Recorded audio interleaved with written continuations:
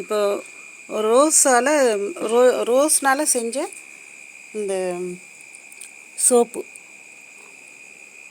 இப்போ நம்ம ரோஸ் வச்சு சோப் செய்கிறோம் வச்சோன்னா இதெல்லாம் கலக்கியாச்சு. இப்போ இதில் ஊற்றணும். இதெல்லாம் ஊற்று.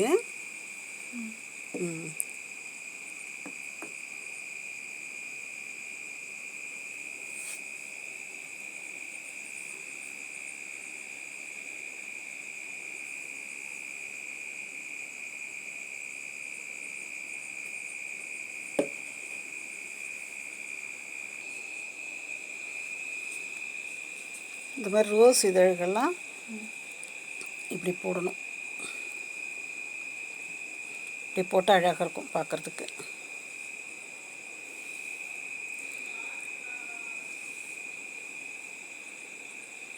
நம்ம இது மாதிரி கை வைக்கக்கூடாது,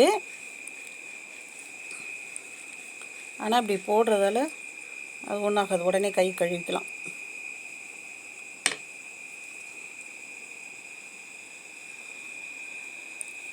இன்றைக்கி ரோஸ் வச்சு நம்ம சோப் தயார் பண்ணியிருக்கோம்.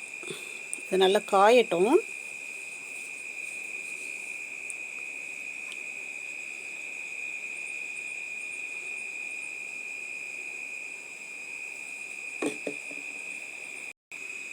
அர்ச்சனாவுக்கு சோப் ஒவ்வொரு முறையும் சோப் செய்யும்பொழுது டிஃப்ரெண்ட்டாக செய்யும்பொழுது அதுக்கு ரொம்ப மகிழ்ச்சியாக இருக்குது அர்ச்சனாவுக்கு. இன்றைக்கி ரோஜாப்பூ வச்சு ஒரு சோப் தயார் பண்ணியிருக்கோம். இது நல்லா காயட்டும்.